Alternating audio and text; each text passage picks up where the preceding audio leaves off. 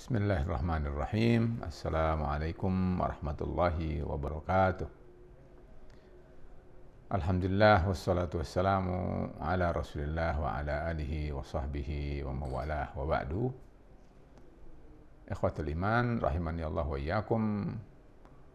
Alhamdulillah, bersyukur pada Allah terlebih dahulu bahwa kita sekarang ini adalah sedang memasuki malam yang ke-6. Artinya adalah satu pekan hampir kita lalui bulan Ramadan ini. Mudah-mudahan apa yang sudah kita lakukan di awal pekan bulan ini Allah Subhanahu wa taala terima sebagai amal soleh. Amin. Malam hari ini, ikhwatul iman, saya ingin menyampaikan tentang nilai Ramadan yang lain. Ya. Sebagaimana kita ketahui bahwa nilai Ramadan itu adalah sangat kaya. Dan yang paling penting sebetulnya adalah bahwa bagaimana kita berpandai untuk mengetahuinya, lalu bisa menjadikan itu sebagai satu kebiasaan dalam hidup kita, dan berikutnya adalah menjadi watak dan karakter atau kepribadian kita setelah kita lulus dari bulan Ramadan. Ikhwatul iman, kemarin saya sudah sampaikan bahwa Ramadan itu sebetulnya adalah mendidik kita agar kita teguh dalam berpendirian. Kalau kita punya pendirian, kalau kita punya prinsip, itu tidak boleh goyah begitu saja, tidak boleh mudah ya untuk berubah atau orang sebut dengan labil, tetapi harus teguh, dan oleh karena itu ada kiatnya agar seseorang punya keteguhan dalam memegang prinsip. Pada pertemuan kali ini saya ingin bersama untuk menyelami lagi nilai lain dari bulan Ramadan.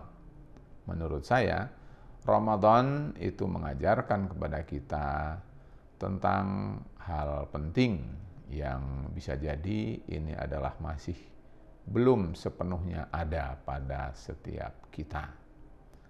Dia adalah bahwa nilai itu berupa pengendalian kehendak.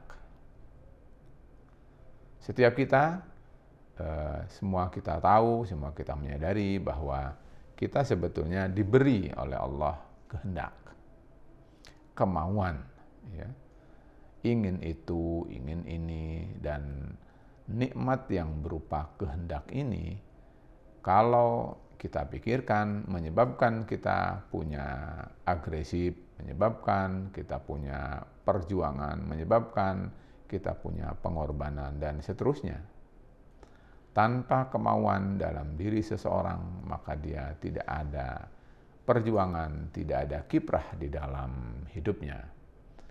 Sedemikian rupa manfaat daripada kehendak ini, sehingga semua yang Allah berikan di alam semesta ini adalah akan menjadi bermanfaat. Sebaliknya, kalau orang tidak punya kemauan, maka dia pastilah akan menjadi korban, ya, dan bukan menjadi pelaku. Ikhwatul iman rahimani Allah wa iyyakum, sudah bisa kita buktikan dalam sejarah bahwa Indonesia itu merdeka adalah karena adanya kemauan. Kemauan untuk mencapai pada suatu titik yang disebut dengan merdeka. Kemauan pada satu titik bahwa Indonesia ini harus bebas dari segala bentuk penjajahan. Kemauan bahwa bangsa Indonesia ke depan harus mempunyai suatu kemandirian, harus cerdas, harus adil, harus makmur, dan seterusnya, sebagaimana yang semua itu telah tersurat di dalam Undang-Undang Dasar.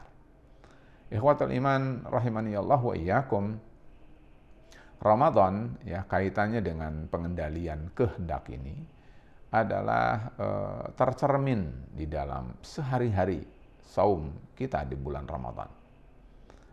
Mudah saja untuk kita mengetahuinya adalah bahwa apabila kita hendak makan di siang hari, kita semua tahu bahwa itu adalah tidak boleh. Walaupun dia halal, tetapi di siang hari menjadi haram.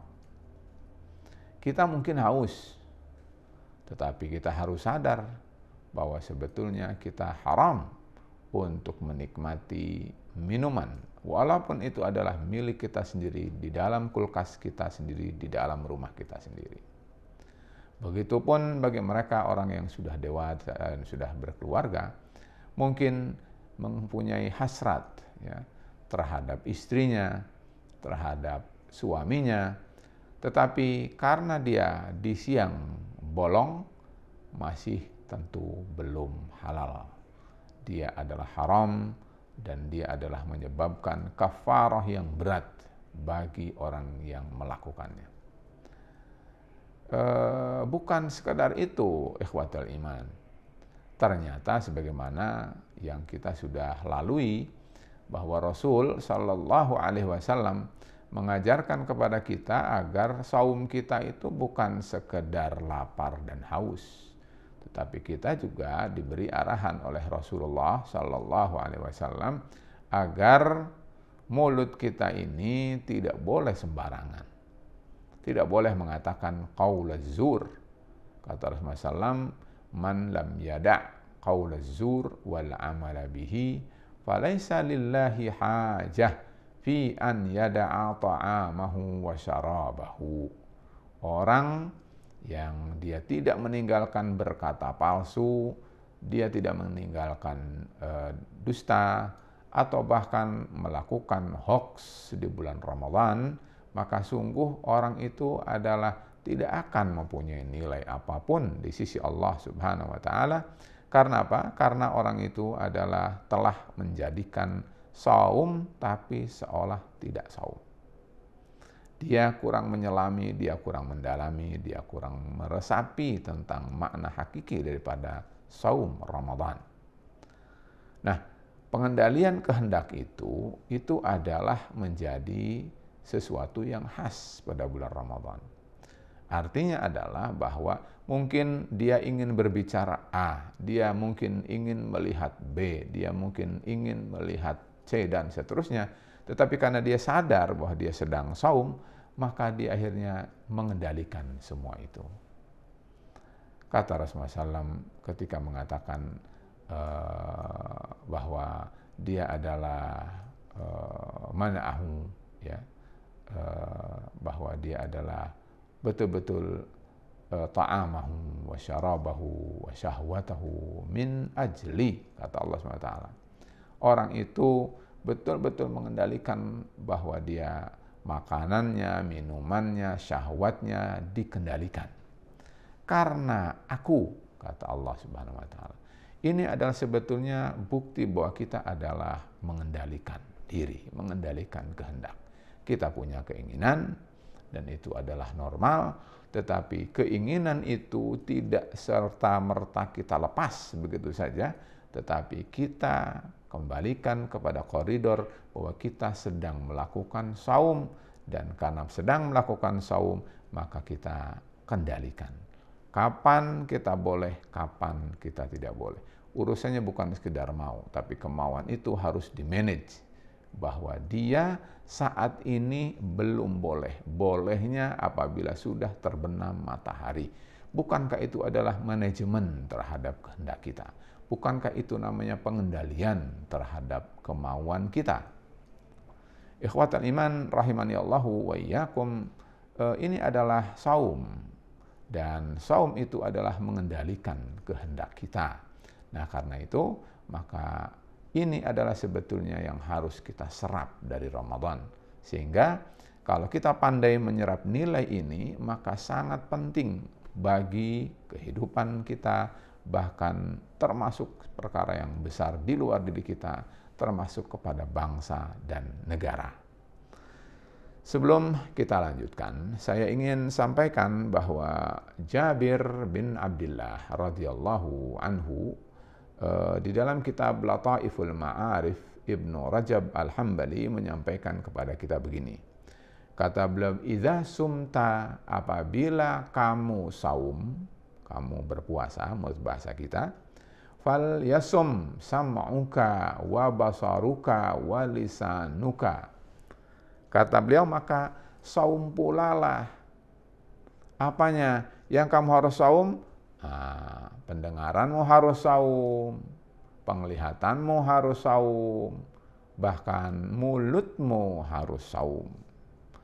Saum dari apa mulut kita? Kata beliau, anil kadhibi wal maharimi. Saumlah mulutmu dari berkata dusta, dan saumlah mulutmu dari perkara-perkara yang haram. Lalu kata beliau, wada' azal jar, dan tinggalkanlah kamu bersikap menyakiti terhadap tetanggamu. Wal yakun 'alaika waqarun wa sakinatun. Jadilah kamu orang yang tenang, orang yang tentram. Yauma saumika, pada harimu melakukan saum. Wala taj'al yauma saumika wa yauma fitrika sawaun. Jangan kamu jadikan hari di saat kamu saum dengan hari di saat kamu tidak saum, tidak ada bedanya, sama saja. Nah, ikhwatul iman, ini adalah sesuatu yang jelas kepada kita bahwa saum kita itu harus ada kendali. Bahwa kita adalah betul-betul ketika saum itu sebenarnya diajarkan agar kita selalu mampu untuk mengendalikan diri kita, kemauan kita. Kalau kita lihat contoh lain dalam Islam, tentu banyak sekali. Misalnya, kata Rasul sallallahu alaihi wasallam, laisa asyadidu birsurati, walakin asyadidu man yamliku nafsahu indal ghadab. Orang yang kuat itu bukan orang yang merupakan pegulat, tapi orang yang kuat adalah orang yang mampu mengendalikan amarahnya. Dia ingin mukul, dia mungkin bisa untuk membalas, dia mungkin bisa melakukan sesuatu, tetapi kamu harus kendalikan nafsumu, kamu harus kendalikan kehendakmu, dan semua itu adalah diajarkan oleh Islam. Ikhwatul iman, orang yang melepaskan semua hawa nafsunya sesuai dengan kehendaknya, dia akan menjadi orang yang merugi. Karena apa? Karena seperti yang Allah Subhanahu wa taala firmankan, ya, bahwa di dalam surat Sad ayat 26, kata Allah Subhanahu wa taala ketika menegur, membimbing, ya, dan mengajari Nabiullah Dawud, kata Allah, ya Dawud, ya, wahai Dawud, inna ja'alnaka khalifatan fil ardi. Aku telah menjadikan engkau khalifah di muka bumi ini.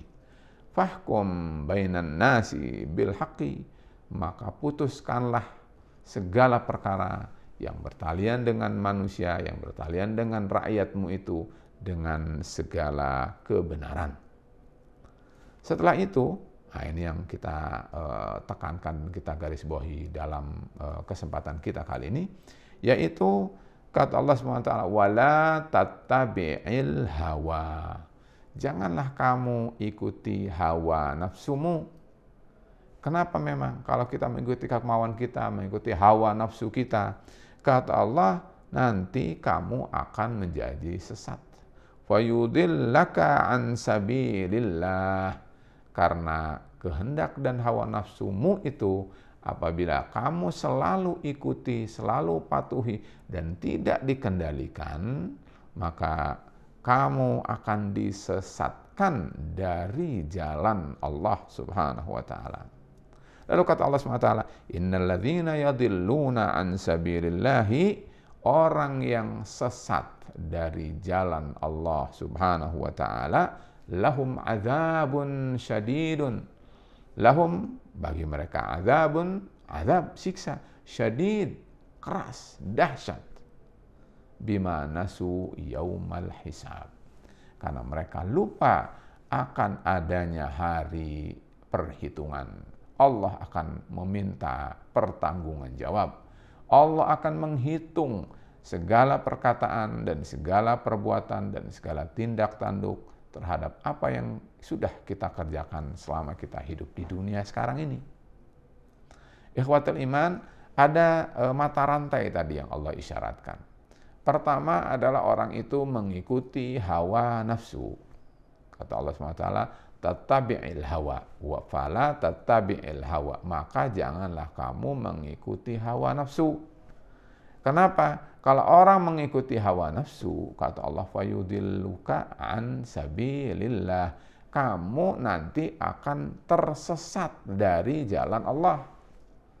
Berarti kalau begitu, ikhwatul iman, kita ini harus ingat bahwa kita sedang berjalan di atas jalan Allah. Jangan kemauan kita diikuti. Betul, kita punya kemauan, tapi kemauan yang melalaikan, kemauan yang menyebabkan kita jauh dari Allah dan dari jalan yang benar, jangan dipatuhi. Karena kalau dipatuhi, bukan akan sampai kepada Allah, tetapi kamu akan tersesat. Allah Subhanahu wa taala gambarkan bagaimana sesatnya itu. Sesatnya itu adalah karena orang itu lupa. Lupa apa? Yaumal hisab.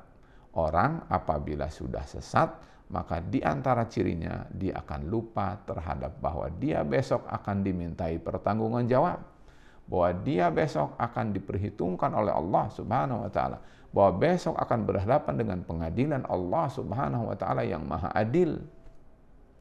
Dan orang apabila sudah lupa tentang semua ini, maka hidupnya akan semau sendiri, hidupnya akan tidak terkendali, hidupnya terhadap apa saja yang dia mau akan dikerjakan. Dan orang apabila sudah begini, pasti akan menjadi orang yang berhak bukan surga, tetapi berhaknya adalah azabun syadid, siksa yang dahsyat dari Allah Subhanahu wa taala. Ikhwatul iman rahimani Allah wa iyyakum. Ada ayat yang ngeri, ngeri sekali. Orang bisa jadi syirik, menyekutukan Allah, tetapi dia bisa jadi tidak terasa. Kenapa? Karena orang itu mengikuti hawa nafsu. Pernahkah kita membaca firman Allah Subhanahu wa taala? Kata Allah Subhanahu wa taala, "Afara'aita man ittakhadha ilahahu hawahu." Tidakkah kamu melihat, tidakkah kamu memperhatikan ada orang yang menjadikan hawa nafsunya sebagai Tuhannya? La haula wa la quwwata illa billah. Bagaimana bisa jadi? Dia tidak sadar sebetulnya bahwa Tuhannya itu ada pada dirinya sendiri. Tetapi itulah tadi, orang itu sudah lupa, nasu, ya. Dia adalah lupa. Karena orang itu lupa, maka orang itu lali. Karena lali, dia tidak merasa bahwa dia adalah sesat. Dia tidak terasa bahwa dia adalah menyekutukan Allah Subhanahu wa taala. Karena dia telah menjadikan ada selain Allah yang dijadikan sebagai suatu kepatuhan. Apa yang akan menjadi konsekuensi apabila orang itu mengikuti hawa nafsunya, tidak menjadikan terkendali? Maka rusaklah alam semesta ini. Kata Allah Subhanahu wa taala dalam Al-Qur'an, "Walau ittaba'al haqqu lafasadatis samawati wal ardu." Seandainya kebenaran itu, al-Islam itu, pedoman yang lurus itu, ajaran Allah itu, sunnah Rasul itu, al-Islam itu mengikuti hawa nafsu, apa yang akan terjadi, ikhwani? Kata Rasulullah SAW, kata Allah SWT, la fasadatis samawati wal ardu. Maka langit dan bumi akan menjadi rusak. Bisa jadi apa yang sedang kita alami sekarang ini itu adalah karena sikap manusia yang menjadikan hawa nafsunya sebagai Tuhannya, sehingga dia jor-joran mengikuti hawa nafsunya, lalu dia tidak terasa bahwa dialah sebetulnya yang telah menjadikan dunia ini menjadi rusak. Bisa jadi tumbuhan menjadi rusak, bisa jadi hutan menjadi rusak, bisa jadi daratan menjadi rusak, bisa jadi lautan menjadi rusak, bisa jadi nyawa manusia menjadi mati, terbunuh, menjadi korban kerakusan dan keangkuhan dan keserakahan orang-orang yang mempertuhankan hawa nafsu. Ikhwatal iman rahimahullah wa iyyakum. Oleh karena itu, maka kita harus pandai. Setelah kita tahu bahwa kita harusnya mengikuti kebenaran al-Islam dan bukan justru mengikuti hawa nafsu. Ada banyak sebab kenapa orang itu tidak mengikuti kebenaran dan justru mengikuti bukan kebenaran. Yang pertama adalah karena kebodohan. Orang itu adalah tidak tahu bagaimana sampai kepada suatu kebenaran. Orang itu berada di dalam kegelapan. Dia tidak tahu siapa yang harus diikuti, apa yang harus dijadikan pedoman. Kedua adalah mungkin dia watak dalam dirinya itu, pembawaannya itu adalah sudah buruk. Ya, dan ini adalah na'udzubillah min dzalik, tentu harusnya adalah bisa untuk dikendalikan, dan caranya bagaimana adalah caranya dengan tarbiyah, dengan pendidikan. Ketika orang ternyata yang lahir yang banyak adalah mereka orang-orang yang menjorkan semua adalah yang dia keingini, yang dia maui, maka sebetulnya orang itu adalah menunjukkan orang-orang itu tidak berpendidikan, tidak terdidik. Karena orang yang terdidik, orang yang berpendidikan, dia tahu dan dia menjadi orang yang bijak, dia mana yang benar dia tahu, mana yang merugikan dirinya tahu, mana yang merugikan orang lain tahu. Tadi sudah disampaikan oleh Jabir bin Abdullah. Kata beliau, wala tu'dzi jaraka, jangan kamu sakiti tetanggamu. Ternyata orang yang saum itu bukan sekedar bermanfaat pada dirinya, tapi juga unsur luar dirinya, sosialnya menjadi berdampak karena sikap orang ini yang dewasa. Ikhwatul iman, ada hal-hal yang tentu adalah kita harus upayakan. Apa yang kita upayakan? Banyak sekali. Yang paling penting adalah harus kita melakukan apa yang disebut dengan tazkiyatun nafsi. Setiap kita harus pandai untuk memetakan kelemahan dirinya, lalu kemudian mulai berusaha untuk meluruskan jiwanya, membersihkan jiwanya dengan apa yang disebut dengan tazkiyatu an-nafsi. Setiap orang hendaknya sudah mulai sadar tentang perlunya tarbiyah pada dirinya. Bukan tarbiyah itu adalah karena pendidikannya tinggi atau pendidikannya rendah. Yang dimaksud dengan pendidikan itu adalah orang itu benar-benar mempunyai norma dalam dirinya dan dia punya konsekuensi terhadap norma tersebut dan dia konsisten menjalankan norma yang diyakininya bahwa dia adalah kebenaran. Ketika itu adalah tidak berlaku, tidak ada pada dirinya, maka dia bisa jadi adalah casingnya manusia, tetapi sebetulnya dia terbentuk oleh software yang ada dalam dirinya, sedang dia adalah bukan manusia. Bahkan bisa jadi dia adalah syaitan. Kita tahu bahwa dalam surat An-Nas, kita berlindung kepada Allah dari syaitan. Dan syaitan itu bisa dalam dua bentuk. Kata Allah SWT, syaitanul insi dan syaitan al-jinni. Syaitanul insi itu ya syaitan dari kalangan manusia. Artinya apa? Artinya ada manusia yang sebetulnya bodinya adalah manusia, tetapi dia adalah syaitan. Na'udzubillah min dzalik. Kenapa? Karena dia tidak mengikuti kebenaran. Dia tidak mengikuti apa yang seharusnya dia kendalikan dalam dirinya. Tidak boleh semua kemauan itu dia turuti. Tidak boleh semua yang bisa jadi merugikan orang lain itu dia lakukan. Islam sesungguhnya telah mengajarkan kepada setiap umatnya, setiap orang yang mengikutinya, agar dia adalah pandai mengendalikan kemauan. Ikhwatul iman, kalau seandainya kita termasuk orang yang bisa mengendalikan kemauan dan kehendak kita, artinya kita boleh mengaku kita lulus dari bulan Ramadan. Tetapi kalau kita tidak bisa atau terbiasa tidak mampu untuk mengendalikan kehendak dan kemauan kita, maka sebetulnya Ramadan ini hanya sebuah cerita. Pernah kita memasuki Ramadan, pernah kita saum di bulan Ramadan, tetapi mana hasilnya? Hasilnya adalah zero. Ikhwatal iman, rahimani Allah wa iyyakum, itulah yang dapat saya sampaikan. Mudah-mudahan ada sesuatu yang bermanfaat.